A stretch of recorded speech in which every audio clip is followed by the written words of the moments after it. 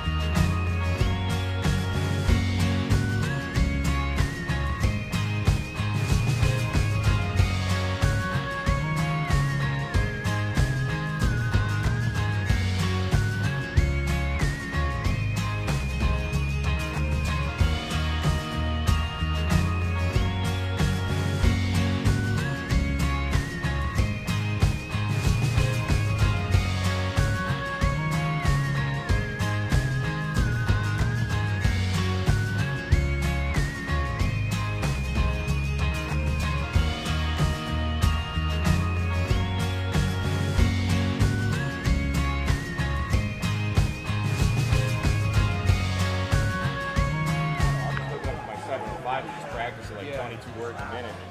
Just go through the alphabet, go through the numbers. I bought one of those like Amazon horse practice. Okay. I need to get like a better piece.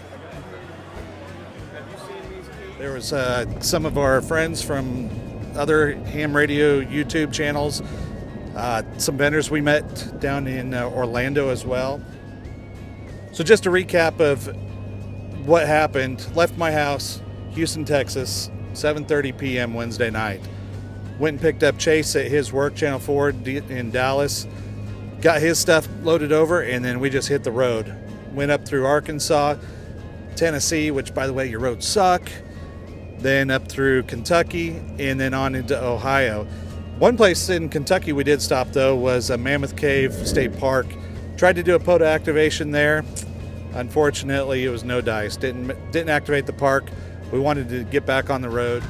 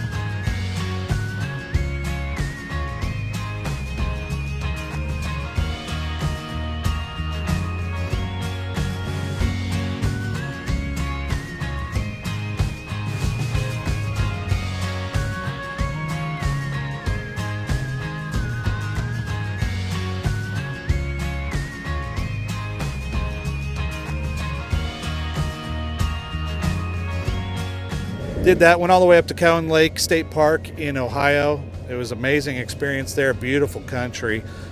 And played a little bit of radio, met up with Eric from Ham Radio Ohana. Ham Radio Ohana, and he did a demonstration for us on satellite radio communications, which both of us are really wanting to get into.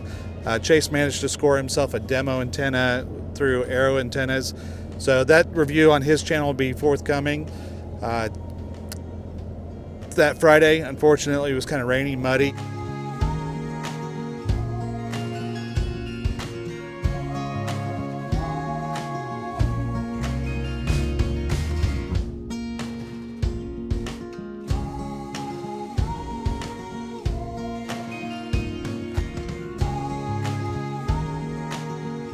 Luckily, I got Raptor 1 here, 4-wheel drive, made it all over the place, no problem. Muddied up the truck a little bit, but got in there, started pushing our way through the largely geriatric population in all their little jazzy chairs.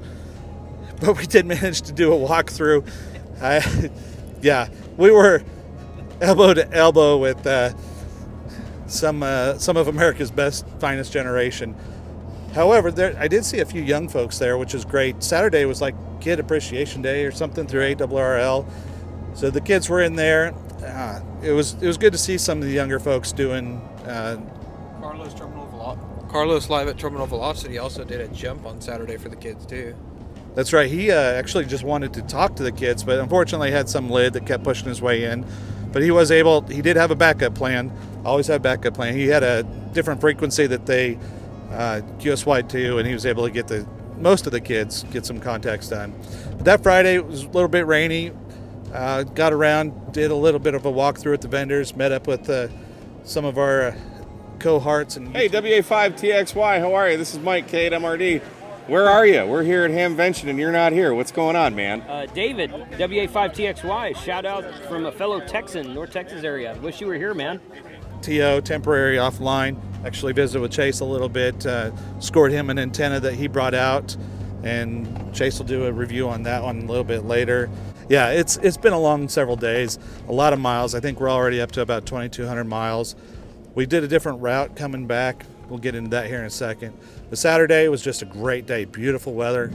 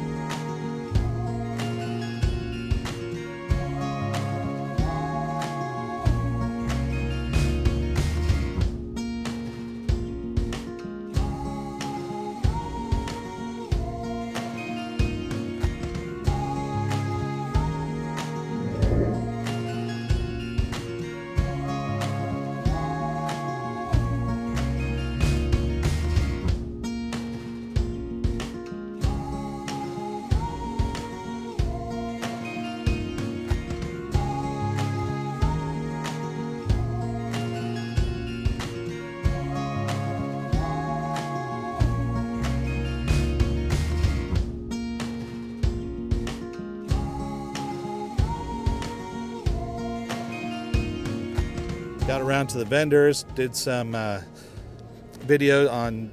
You can check out Chase's channel for the video on the more detailed walkthrough. My walkthrough was pretty quick. I managed to have some restraint. I didn't purchase anything big this time. I did my big purchase in Orlando when I got my go-to antenna, which is amazing. Going to have another video on the review of that. Chase and I went over that antenna. I was able to make contacts worldwide. It was omnidirectional. Beautiful, beautiful.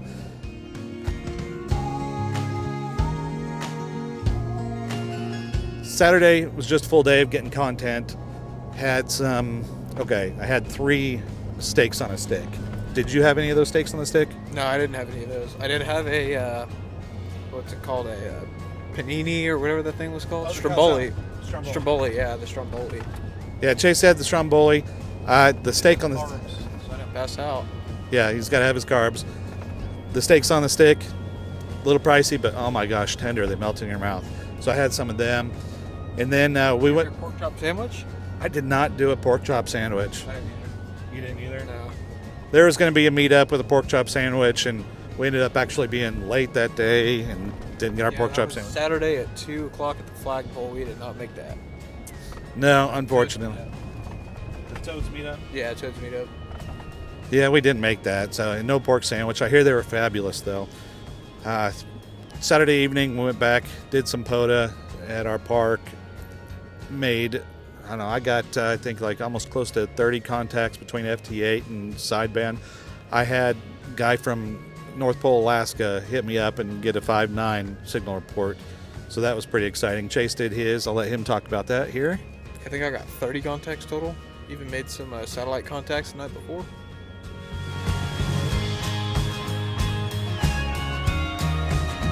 Yeah, satellite, which I think that's going to be a next step for both of us, getting really big into satellite. A lot of learning to do there. And then Sunday was kind of a short day. It was supposed to go until 1 o'clock. Unfortunately, a lot of the vendors, a lot of the folks had already packed up and left. Ran into Mike, W4OPS, and his POTA store. He